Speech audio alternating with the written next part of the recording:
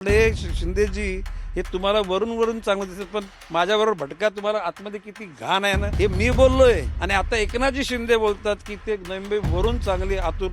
अरे म्हणजे तुमचा पोरगा चोर आहे हे तुम्ही बोलता, शेजाऱ्याने बोलला पोरगा चोर आहे ते समजू शकतो, पण बापच बोलायला लागला पोरगा चोर आहे. हे प्रशासक कोणी आणल्यात? तुम्ही आणल्यात ना. ही पाप तुमची आहेत. देवेंद्रजी मला काय बोललं की नाईक साहेब, मी गणपती घडवण्याचा विचार केला होता, पण या लोकांनी मधल्या काळामध्ये मारुती घडवून टाकला. बेलापूर पट्टी, उरण पनवेल ह्याच्यावर वसलेली सिडको, या सिडकोचे पैसे मुंबईच्या कोविड सेंटरला, ठाण्याच्या कोविड सेंटरला. प्रश्न असा की ज्या लोकांनी सगळे भार डोक्यावर घेतला त्या लोकांना 5 पैसे नाहीत, आणि मुंबईच्या कोविड सेंटरला हजारो कोटी रुपये दिले गेले. लाज शरम वाटायला पाहिजे, भान राहायला पाहिजे ते मुख्यमंत्री म्हणून. पुराणामध्ये भस्मासूर, बक्कासूर ह्या व्यक्तिमत्व आपण ऐकलेले आहेत, बघितलेले नाहीत. परंतु आताच्या ह्या कालखंडात बकासूर पण आलेत आणि भस्मासूर पण आलेले. या एअरपोर्टला कैलासवासी दिबा पाटील आंतरराष्ट्रीय विमानतळ हेच नाव होणार आहे. ठाण्यामध्ये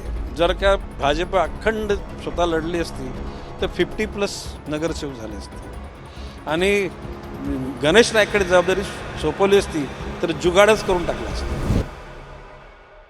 नमस्कार, बोलबिडूमध्ये आपलं स्वागत. महापालिका निवडणुकांची रणधुमाळी जी आहे ती शिगेला पोचलेली आहे. प्रचार संपायला काही अवघे तास उरलेले आहेत. मतदानाची वेळ आलेली आहे आणि इतकं राजकारण किंवा कुरघोड्या शह आपण बघतोय. या सगळ्या याच्यामध्ये लोकांचे मुद्दे किंवा ही जी निवडणूक आहे ही वॉटर गटर मीटरशी संबंधित जाते. ते मुद्दे असतात. मोकळ्या जागांचा मुद्दा असतो, प्रदूषणाचा मुद्दा असतो. म्हणजे जनसामान्यांचे जे मुद्दे कुठं हरवत आहेत का अशी चर्चा होत असताना एक अपवाद सणसणीत दिसून येतोय नवी मुंबईमध्ये. गणेश नाईक, भाजपचे जे नेते आहेत, वनमंत्री आहेत, ते चक्क म्हणतायत की FSIची खैरात करू नका. म्हणजे एरवी नेते FSIच्या प्रेमात असतात, किंवा माझ्या शहराची वाट लावू नका, ते बकालीकरण जे होतंय ते करू नका असे बोलतायत.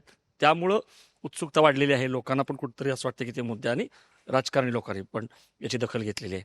आपल्या सोबत स्वतः गणेश नाईक सर आहेत. आपण त्यांच्याशी बोलणार आहोत. सर, नवी मुंबईमध्ये आम्ही आलो, बघितलं आम्ही इथले मोकळे रस्ते असतील किंवा जागोजागी आम्ही हिरवाई बघितली, बागा बघितल्या.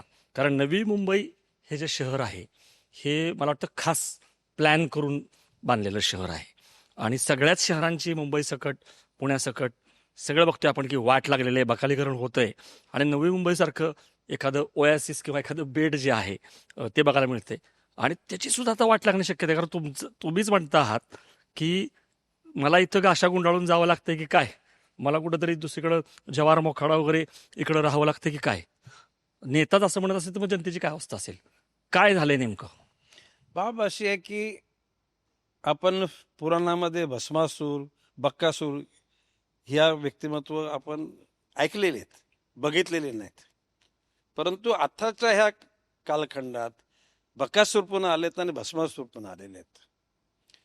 खरं म्हणजे मी देवेंद्रजी फडणवीस यांच्या बरोबर चर्चा करताना मी सांगितलं हा युनिफाईड DCR कोणी आणलाय, कोणाच्या सोपी डोक्यातून कल्पना आली. देवेंद्रजी मला काय बोललं की नाईक साहेब, मी गणपती घडवण्याचा विचार केला होता, पण या लोकांनी मधल्या काळामध्ये मारुती घडवून टाकला. देवेंद्र फडणवीस यांच्या मनामध्ये जनतेच्या हिताकरता जो गरजेचा आहे तेवढा FSI वाढवू देण्याची इच्छा त्यांची होती. परंतु आताचा FSI दिलाय हा एकनाथजी शिंदेच्या नेतृत्वाखाली असलेल्या नगरविकास खात्याला दलालांनी घेरलेला आहे, बिल्डरांनी घेरलेला आहे, आणि बिल्डरांचे दलाल हे खातं चालवत आहेत. आणि म्हणून त्यांना या शहरातल्या नागरिकांची, येणाऱ्या भावी पिढीची त्यांना काही पडलेली नाही. अब नाही तो कब नाही, अशा विचारातून हा पैसा जमा करायचा, ज्याला आपण मनी आफ्टर पॉवर, पॉवर आफ्टर मनी, पैशातून सत्ता, सत्तेतून पैसा, अशा त्या एका कल्पनेनी त्यांना झपाटलेला आहे. आणि कसलाही विचार न करता यांचा कारभार चालू आहे. ही UDCPR तुम्ही जे म्हणताय, जे नगरविकास खाते एकनाथ शिंदे हे आणल्यामुळं तुमचं असं वाचनात आलं वाक्य की साधी गॅलरी बांधायला काय काय करावं लागतं आंदोलन काय होणार काय? एकेकाली मुंबईमध्ये एक FSI होता. चुकून जर कोणी तर त्या ठिकाणी अशी काहीतरी गॅलरी वाढवली तर त्यावेळचे NGO, त्यावेळचे पत्रकार लिटरली म्हणजे वाघासारखे डरकाल्या फोडत त्या गोष्टीला प्रतिबंध करत होते. आज सगळ्याच यंत्रणा कुचकामी झाल्यासारखं वाटते. माझ्यासारख्या जीव गुदमरल्यासारखं वाटतो.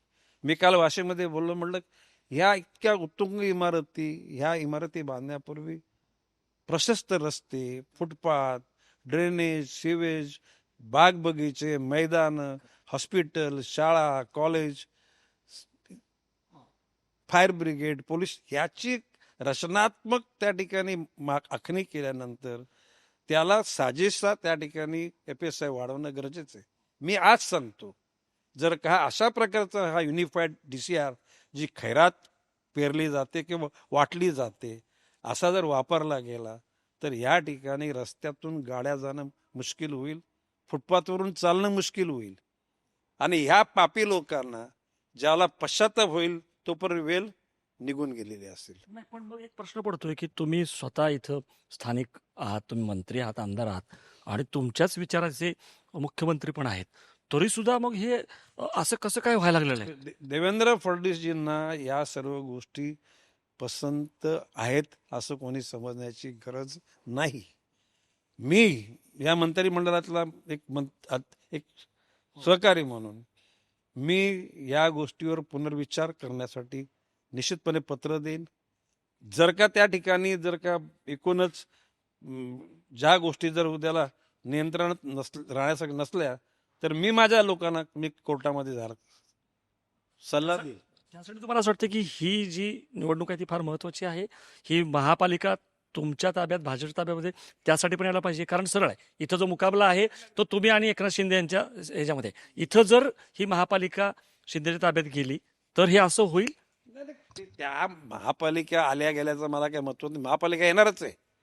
मी आपल्याला 2 मिनिटात सांगतो की तुमच्या ह्या काही पत्रकारांनी आणि काही प्रिंट मीडिया, इलेक्ट्रॉनिक मीडियानी ह्या शिवसेनेचा, एकनाथ शिंदेचा बालेकिल्ला ठाणे जिल्हा तो कल्ला केला तुम्ही लोकांनी. तो बालेकिल्ला त्यांचा नाही. त्याचं उदाहरण सांगतो तुम्हाला. नवी मुंबई महापालिका 95 पासून आज तक आहेत.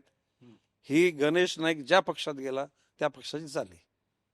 95 ते 90 99 100 2000 पर्यंत ही बाळासाहेब ठाकरेंनी मला पूर्ण अधिकार दिले. शिवसेनेची सत्ता आली. काही कारणास्तव शिवसेनेच्या बरोबर काही मतभेद झाले आणि मग त्याच्यानंतर आम्ही शरदचंद्र पवार साहेबांच्या राष्ट्रवादीमध्ये गेलो. 2000, 2005, 2010, 2015 म्हणजे 2020 पर्यंतची सत्ता ही 4 टर्म राष्ट्रवादीची आली. भाईंदरला ज्याला मी पालकमंत्री असताना भाईंदरमध्ये गिल्बर्ट मेंडोसांच्या धर्मपत्नी मायरा मेंडोसा याला पहिली महापौर बनवली. नंतर गिल्बर्ट मेंडोसा झाले, त्याची मुलगी झाली. म्हणजे त्याच्यानंतर ज्या कल्याणमध्ये जनसंघाने भाजप नंतरच्या याच्याशिवाय दुसरा कल्याण डोंबिवलीला कोणी त्या ठिकाणी आपला वर्चस्व दाखवू शकले नाही. त्यावेळेला राष्ट्रवादीच्या पुंडलिक म्हात्रेला मी महापौर बनवला, मीच बनवला. पलीकडे उल्हासनगरमध्ये पप्पू कलानींची धर्मपत्नी ज्योती कलानी महापौर होती. ठाणे जिल्हा परिषद राष्ट्रवादीकडे, ठाणे जिल्हा सहकारी बँक राष्ट्रवादीकडे, मजूर फेडरेशन राष्ट्रवादीकडे आणि मधल्या काळात तर संजू नाईक 9 ते 2014 पर्यंत खासदार पण होते. मग यांचा किल्ला कसला? आणि ठाण्यामध्ये नजीब मुल्ला हा फक्त 2 मतं इकडे तिकडे झाली. नजीब मुल्लाला पूर्ण माझा पाठिंबा होता, परंतु अंतर्गत त्यावेळच्या राष्ट्रवादीच्या काही नेत्यांच्या त्या धोरणामुळं ती 2 जे जवळ आलेले नगरसेवक हे पळून गेले का पळवले गेले. त्याच्यामुळे नजीब मुल्लाच्या नशिबात महापौरपद लागणार होते ते संपलं. मधल्या काळात पुंडलिक म्हात्रेच्या नंतर विलासराव देशमुखाने आम्ही ठरवलं होतं की पुन्हा एकदा राष्ट्रवादी झाला तर आपण काँग्रेसचा महापौर बनवूया. संजू नाईकांना सगळ्या सूचना देऊन संजू नाईक कल्याणकडे रवाना होत असताना लोढा अलिबागच्या त्या काटेच्या ब्रिजवर गेल्यानंतर मला एक फोन आला, नाही ते आपल्याला त्यांनाच ठेवायचे, त्यांना म्हणजे शिवसेनेलाच ठेवायचे, एका वरिष्ठ नेत्याचं. आणि मी संजू नाईकला सांगितलं पाठीमागे, अदरवाईज त्यावेळेस सुद्धा काँग्रेसचा महापौर झाला असता. आणि बाब अशी आहे की जे लोकांचे होऊ शकत नाहीत तर ते आप्तस्वकीयांचे कसे होणार. या सगळ्यामुळेच ही नवी मुंबईची जी महापालिका आहे ती भाजप स्वभावावरती लढते. इथं युती झालेली नाही, तुमचं ऐकलेलं आहे. इतकंच काय, तुमच्या पक्षांतर्गत जे विरोधक आहेत वंदा म्हात्रे, त्यांना पण काही फार जागा दिलेल्या नाहीयेत. ह्याचा अर्थच असा आहे की तुमच्यावरती फडणवीसांनी विश्वास टाकलेला आहे. नाही नाही, बाब असे आहे की देवेंद्रजी फडणवीस, रवींद्रजी चव्हाण यांनी इथल्या सुद्धा लोकांना सांगितलं तुम्ही निगोशिएशन करा कोणाबरोबर, एकनाथजी शिंदेच्या शिवसेनेच्या लोकांबरोबर. तर त्यावेळेला आमच्या लोकांनी त्यांच्याकडे यादी मागवली. आमचे पनवेलचे MLC श्री पाटील, त्यांच्याकडे ते जबाबदारी दिली. आमचा राजेश पाटील जिल्हाध्यक्ष, संजू नाईक त्यांच्या त्या टीममध्ये होता, पण संजू नाईक त्या निगोशिएशनमध्ये नव्हता. त्यांनी यादी दिली तर इथे 111 म्हणजे मॅजिक फिगर 56 आहे. त्यांनी 57ची यादी दिली. म्हणजे त्यांनी हे भान विसरले की बा या शहरामध्ये गणेश नाईक नावाचा एक कार्यकर्ता राहतो, तो कधी ह्या जिल्ह्याचा 3दा पालकमंत्री होता, रेकॉर्ड ब्रेक मतांनी लोकांनी त्याला निवडून दिलेलं आहे. त्याचं भान न ठेवता ते मोठे भावाच्या भूमिकेत आले. तुम्ही मोठे भाऊ असताना ते दाखवले गेले की आम्हीच मोठे भाऊ आहोत. ते मोठे भावाच्या भूमिकेत 57 मागितले म्हणजे मोठे भावाच्या भूमिकेत आले. मग आमच्या लोकांनी त्यांना सांगितलं की 20 जागा आम्ही तुम्हाला देतो, तर निगोशिएशन तुम्ही लवकर कबूल करा. शेवटच्या टोकापर्यंत आलं आणि मग त्यांनी सगळ्यांना AB फॉर्म वाटले, आमच्या लोकांनी AB फॉर्म वाटले. आणि आज 111 लढत चालू आहे. 15 तारखेला निवडणूक, 16 तारखेला भाजपचा महापौर होण्याची फिगर त्या ठिकाणी जाहीर होईल. हा आत्मविश्वासाने मी त्या ठिकाणी सांगतो. मी येईन त्या राजकारणाकडे, पण हे केवळ फक्त हे संख्येचं गणित नाहीये. तुमचा जो विरोध आहे तो काही व्यक्तिगत नाहीये. तुम्ही शहरासाठी मांडताय, तुम्ही शहराबद्दल पॉझिटिव्ह दिसताय, प्रेम दिसतंय. कारण तुम्ही जाहीरपणे म्हणताय की पाणी जे आहे ते पळवलं जातंय, चोरलं जातंय. तुम्हाला न विचारता 14 गावं जी आहेत ती घेतली जात आहेत. तर हे सांगा, कारण शहराविषयी कळकळ असणारा जो नेता आहे तोच हे सगळं सांगू शकतो, मांडू शकतो. एकेकाली MIDCच्या लोकांनी प्रस्ताव दिला होता, आम्ही ठाणे बेलापूर रोड बनवतो, टोल नाका. म्हणलं हे भिकाऱ्यांचे कटोरे आमच्या शहरात नको आहेत. या भाषेत बोललो, हे भिकारी ठीक आहे. एखाद्या रस्त्याच्या पुलाच्या निर्मितीसाठी जो खर्च येतो तिथपर्यंत तुम्ही टोल लावा, टोल संपल्यानंतर टोल बंद करा. पण ह्यांचे भिकाऱ्यांचे कटोरे सदा न कदा तिथे म्हणजे भिकाऱ्यासारखे पुढे कटोरे येत असतात.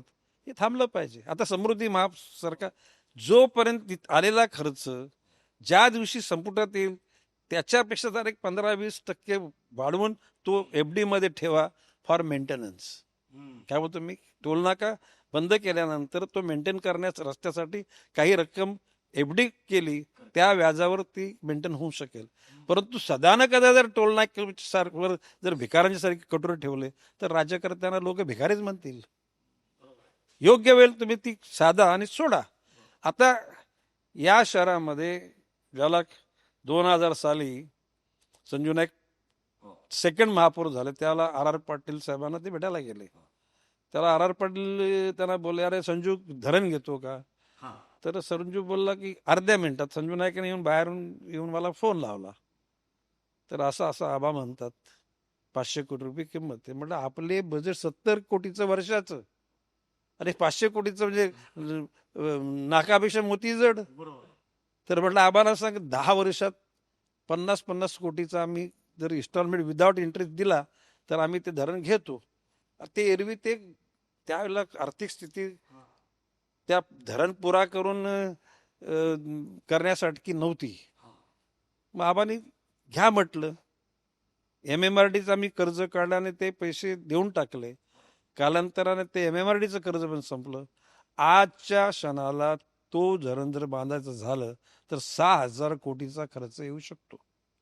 त्याच्या बाजूला 200 एकर जागा आहे, त्या जागेचे मूल्यांकन 2,000 कोटीचं आहे. म्हणजे 500 कोटी रुपये नवी मुंबईच्या जनतेने डोक्यावर कर्ज घेतलं, त्याच्या बदल्यामध्ये 8,000 कोटीचे ॲसेट तयार झालेलं आहे. आता त्यावेळेला मी बोललो होतो नवी मुंबई जनतेला की 20 वर्ष घरपट्टी पाणीपट्टी वाढू देणार नाही. 20 वर्ष झाली, घरपट्टी पाणीपट्टी वाढली नाही. किंवा 5 वर्ष ॲडमिनिस्ट्रेटरची गेली, त्याला तर चाललं तर वाढवायचं, मला अजिबात वाढू देणार नाही. महासभा येईल, महासभा त्याच्यावर निर्णय घेईल. आता महासभा येणारच आहे, महासभा माझ्या विचारानेच चालणार आहे. तर मी आज अनाऊन्समेंट करतो की पुढचे 20 वर्ष घरपट्टी पाणीपट्टी वाढवणार नाही. पण तरी पण स्वतःचं धरण असलेली ही दुसरीच महापालिका आहे मला वाटतं, म्हणजे स्वतःच असणार आहे. तरी पण तुम्ही म्हणताय जाहीरपणे की पाणी चोरी होते. मग कोण चोरते पाणी? काय झालं मधल्या काळामध्ये 12 धरणाची उंची वाढवण्याचं ठरलं MIDC मार्फत, आणि त्याच्या बदल्यामध्ये ज्या ज्या महापालिकेला पाणी पुरवठा होईल त्या महापालिकांच्याकडे प्रकल्पग्रस्त लोकांना नोकऱ्यांसाठी प्रस्ताव पाठवले गेले.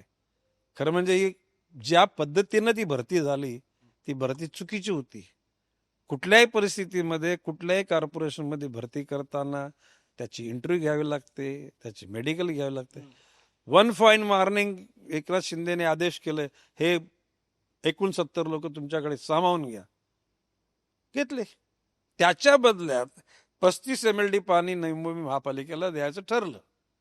6 वर्ष झाली ते पाणी नवी मुंबई महापालिकेला मिळालेलं नाही. 35 MLD पाणी म्हणजे 10,000 लिटरच्या 2,500 टँकर दररोज. आता कोविडच्या कालखंडामध्ये नवी मुंबई शहराकरता जे इंजेक्शन आले होते ना, ते नवी मुंबई महापालिकेच्या जनतेकरता आले, त्याने ते लंपास केले. नवी मुंबईच्या हॉस्पिटल करता जे ऑक्सिजन गॅस रबाळ्यामध्ये त्याची सिलेंडर फिलिंग चालू होती, सिलेंडर म्हणजे पूर्ण चालले, तो टेम्पो ठाण्याकडे नेला. म्हणजे मग लोक म्हणतात की आमचा औषध चोरली, आमचा गॅस चोरला, आमचं पाणी चोरलं.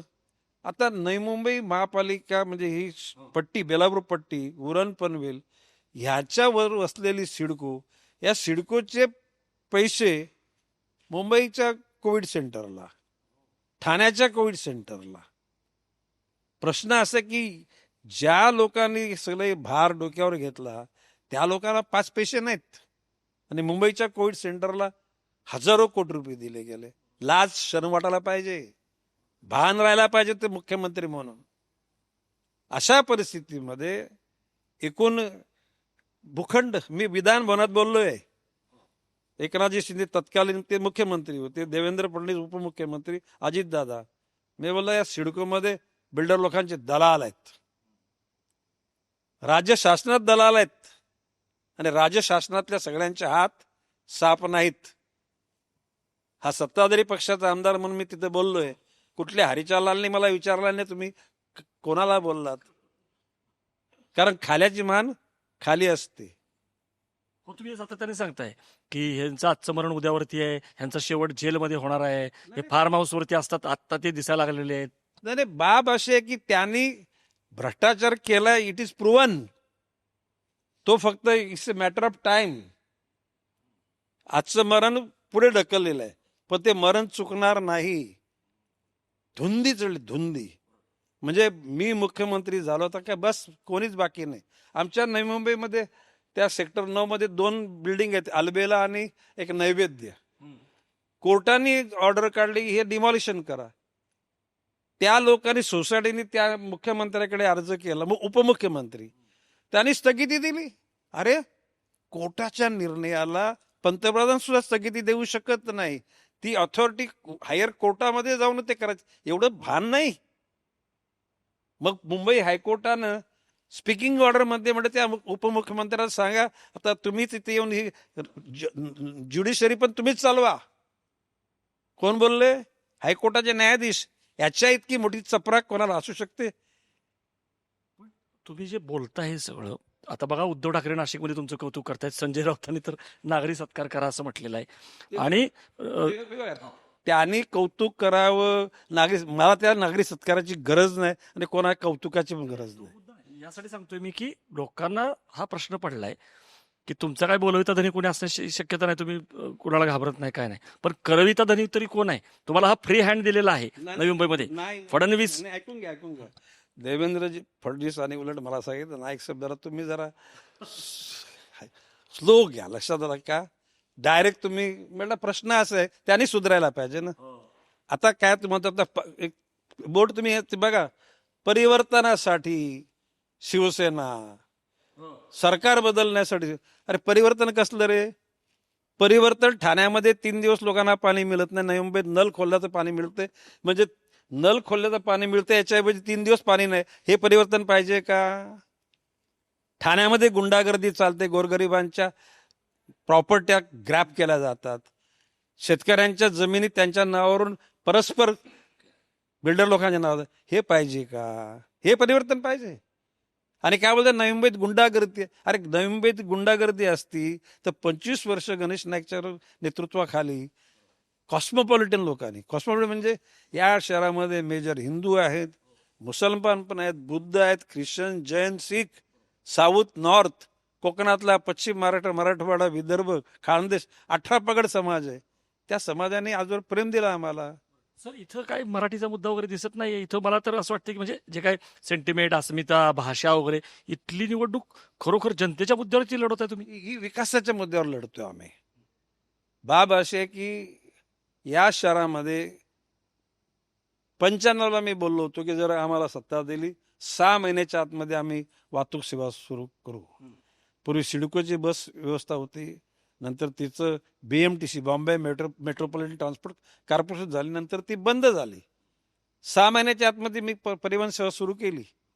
त्या परिवहन सेवेमध्ये महिलांना अर्ध्या तिकिटाने, सिनियर सिटीजन फ्री, म्हणजे त्याला मूड लागला पिकनिक AC गाडीमध्ये खोपोली, कधी बदलापूर, कधी भाईंदर, कधी दादर. हे कुठल्या महापालिकेमध्ये? हे नवी मुंबई महापालिका आहे. आमच्या 3,000 कोटीच्या FD होत्या. किती? 3,000 कोटी. आणि कारभार मस्त चालला होता. जसा आमच्या महापौराचा कालखंड संपल्यानंतर यांच्या प्रशासकीय आलेल्या अधिकाऱ्यांनी लूट केली. आता परवा दिवशी काय बोलले, नवी मुंबई वरून चांगली दिसते आतून. अरे म्हटलं ते मीच बोललोय. तुझ्या त्या आयुक्ताला, आता जो आयुक्त आहे शिंदे, कैलासजी शिंदेला म्हटलं, हे शिंदेजी, हे तुम्हाला वरून वरून चांगलं दिसत पण माझ्याबरोबर भटका, तुम्हाला आतमध्ये किती घाण आहे ना. हे मी बोललोय. आणि आता एकनाथजी शिंदे बोलतात की ते नवी मुंबई वरून चांगली आतून. अरे म्हणजे तुमचा पोरगा चोर आहे हे तुम्ही बोलता. शेजाऱ्याने बोलला पोरगा चोर आहे तर समजू शकतो, पण बापच बोलायला लागला पोरगा चोर आहे. हे प्रशासक कोणी आणल्यात? तुम्ही आणल्यात ना. ही पापं तुमची आहेत. पण हजारो कोटींच्या एवढीचा प्रश्न मुंबईत पण विचारला जातोय आणि इथं तुम्ही वास्तव सांगताय काय आहे? नाही, जरी मला मान्य आहे की तो वेगळा विषय असला, मला सांगा, मी असं ऐकलं की तुम्ही तलाव पण वाचवला, तलाव बुजवायला चालले होते फ्लेमिंगोचा. अशी आहे की ती फ्लेमिंग, तिथे काय असं बोर्ड लावलेत आमचे, Navi Mumbai is a city of flamingo city. आयला तिथं ओरिजिनल फ्लेमिंगोच गेले होते. मग त्या दिवशी मी स्वतः गेलो, म्हटलं हे जर बंधारा नाही तोडला तर स्वतः ट्रेलरवर बुलडोजर चढवेन, पोकलेन आणि हा बंधारा तोडून टाकेन, माझ्याकडे केस करायचे करा. हे कधीची मंत्री बनण्याच्या अगोदर. त्याच्यानंतर मग त्या ठिकाणी पाणी साठलं. आता तो टोटल बिल्डरला लिलाव पण झाला होता, यांच्याच बगलबच्चानी. इथे नवी मुंबईच्या जमिनी विकण्याचं काम यांचे दलाल करतायत. महापालिके सर्वसाधारणपणे महासभेमध्ये DP प्लॅन बनवताना जे भूखंड रिझर्व केले जातात त्याचा अधिकार शासनाच्या नगरविकास खात्याला असतो, परंतु त्याच्यावर सांगोपांग चर्चा झाल्यानंतर, परंतु नगरविकास खात्याचं अभिप्राय येण्याच्या अगोदर सिडकोच्या लोकांनी ते भूखंड लिलावात काढले. म्हणजे हा न्याय कुठला? म्हणजे मुख्यमंत्री म्हणून किंवा नगरविकास खात्याचा मंत्री म्हणून तुमचं काही दायित्व नाहीये? तुम्ही रोखायला नको होते? एकदा माझ्या तोंडावर हात फिरवण्याकरता एकदा दोनदा मिटिंग लावल्या, मिटिंगमध्ये आदेश दिले गेले माझ्या समोर, आणि त्याच्यानंतर नाही करायचं. काय MIDC मध्ये आमच्या ह्या ठाणे बेलापूर रोडला जी सर्व्हिस जो कॅरिडॉर होता त्या ठिकाणी त्यांच्या उद्योग मंत्र्यांनी केले उद्योग. ते बोलते ते पूर्वीच्या, म्हटलं पूर्वीच्या पण तुम्हीच होते ना त्या सरकारमध्ये. उद्योग केले, जी कॉरिडॉर आहे, सर्व्हिस कॉरिडॉर आहे, त्या ठिकाणी गाले विकले, भूखंड विकले. एकूण सगळा अंदाज तो कारभार. नाही, काय बोलले, यांना शिफ्ट करा आणि तो सर्व्हिस कॉरिडॉर खोला. त्याच्यानंतर सुद्धा अधिकारी वर्गाने भूखंड विकण्याचं काम चालू ठेवलं. म्हणजे एखाद्या चोच लांब असलेल्या पक्षाला पसरट भांड्यामध्ये पाणी टाकायचं म्हणजे पी, आणि ज्याचं तोंड मोठं आहे त्याला उबड भांड्यामध्ये पाणी टाकायचं पी. हे इतके बेरकी आहेत ना, यांना वाटतं की अरे सुरुवातीला माणूस भोल्या बाबड्याने एकदा माणूस विश्वास ठेवतो, दुसऱ्यांदा नाही ठेवत. नाही, यांची ही लबाडी चाललेली मी ओळखली होती. शेवटचे दोन प्रश्न. एक फार विषय गाजतोय, नवी मुंबईचं जे विमानतळ आहे त्याचं उद्घाटन झालं, त्याची उड्डाणं पण सुरू झाली, पण अजूनही दिबा पाटलांचं नाव जे आहे ते दिलं नाही. खरं तर ते निवडणुकीच्या आधी द्यायला पाहिजे होतं. लोकांच्या मनामध्ये संशय आहे की अदानींचंच नाव दिलं जाईल, मोदींचंच नाव दिलं जाईल वगैरे, तर का नाही दिलं गेलं? नाही बघा, या ठिकाणी ज्या दिवशी ट्रायल उड्डाणं झाली त्या दिवशी पंतप्रधान नरेंद्र मोदीजींनी दिबा पटेल यांच्या नावाचा अतिशय आदरपूर्वक उच्चार केला गेला. आणि मी तुम्हाला विश्वासानं सांगतो, या एअरपोर्टला कैलासवासी दिबा पाटील आंतरराष्ट्रीय विमानतळ हेच नाव होणार आहे. देवेंद्र फडणवीसांनी सुद्धा तशा प्रकारची भूमिका तिथे मांडलेली आहे. फक्त महाराष्ट्रामध्ये आणखी 5-7 विमानतळ आहेत की ज्यांचे नामकरण होण्याचं बाकी आहे. ज्या दिवशी होईल त्या दिवशी दिबा पाटलाचं नाव त्याला मिळणार आहे. शेवटचा प्रश्न, मला तुम्ही इतकं मोकळेपणाने बोलताय, याचं पण उत्तर प्रामाणिकपणे अपेक्षित आहे. ठाण्यामध्ये सुद्धा युती केली नसती तर शिंदेचा पराभव झाला असता आणि तुमच्यावर जबाबदारी दिली असती तर तुम्ही जिंकून दिली असती. मग प्रश्न पडतो की हे का करू दिलं नाही? हे मॅच फिक्सिंग आहे का? ठाणे, कल्याण, डोंबिवली सोडा शिंदेकरता, कारण आपल्याला मुंबईमध्ये ठाकरेंना हटवायचे, असं काही डील आहे का? ते काय मला माहिती आहे, परंतु ठाण्यामध्ये जर का भाजप अखंड स्वतः लढली असती तर 50+ नगरसेवक झाले असते आणि गणेश नाईककडे जबाबदारी सोपवली असती तर जुगाडच करून टाकला असता. म्हणजे कुणी रोखलं? शहानी सांगितलं का सांभाळून घ्या चव्हाणांना वगैरे? तुम्हाला माहिती असणार आतल्या गोष्टी. मला नाही माहिती, ऐकून घ्या. माझं एवढंच म्हणणं आहे की लक्षात आलं का की आमची मानसिकता ती होती. ठाणे, नवी मुंबई, भाईंदर, कल्याण, डोंबिवली, उल्हासनगर, भिवंडी, पूर्ण MMR पूर्ण MMR इन्क्लुडिंग जिल्हा परिषद या भाजपनं स्वतंत्र लढाव्यात. परंतु आता वरिष्ठांच्याकडून भारतीय जनता पक्ष शिस्तीचा पक्ष आहे. म्हणजे शिस्तीचा पक्ष म्हणजे इथे वॉर्ड म्हणजे बूथ कमिटी, वॉर्ड कमिटी, प्रभाग कमिटी, मंडल कमिटी, शहर कमिटी आणि राज्य कमिटी. आणि राज्य कमिटीला एकदा आदेशित झाल्यानंतर शिस्तीचा निश्चितपणे एक सन्मान केला जातो. म्हणून त्या पद्धतीने त्या गोष्टी घडल्या. अगदी शेवटचा प्रश्न, मॅजिक फिगर काय आहे तुमची? किती महापौर होणार तुम्ही सांगून टाकलं, पण जागा किती मिळणार? नाही, निर्विवाद बहुमत मिळेल आणि कोणाच्या मदतीशिवाय भाजपचा महापौर इथे होईल. खूप खूप धन्यवाद. तुम्ही बेधडकपणे ही भूमिका घेतली, सविस्तरपणे सगळ्या प्रश्नांना उत्तर दिली. प्रेक्षको बघा, जसं म्हटलं की या सगळ्या राजकीय रणधुमाळीमध्ये लोकांचे प्रश्न हरवत आहेत जे फार महत्त्वाचे आहेत. मग बागांचा प्रश्न असेल, मोकळ्या मैदानाचा प्रश्न असेल, तलावाचा असेल, पाण्याचा असेल, या सगळे प्रश्न किंवा बकालीकरणाचा मुद्दा असेल, हे प्रश्न घेऊन गणेश नाईक जे आहेत ते लढत आहेत. त्यांची लढाई म्हटलं तर ही फ्रेंडली फाईट किंवा दोस्तीत कुस्ती माहीत नाही, एकनाथ शिंदेंशी आहे, त्याचबरोबर त्यांच्या पक्षामधल्या पण नेत्यांशी असावी. पण आपण बघूयात 16 तारखेला दूध का दूध पाणी का पाणी खरोखर जे गणेश नाईक यांनी बोलून दाखवलेलं आहे ते प्रत्यक्षामध्ये उतरतं का? नवी मुंबईमध्ये त्यांचा महापौर होतो का? त्यांना निर्विवाद बहुमत मिळतं का? तुमच्याही प्रतिक्रिया असतील त्या कमेंट बॉक्समध्ये जरूर नोंदवा आणि बघत राहा बोलभेड.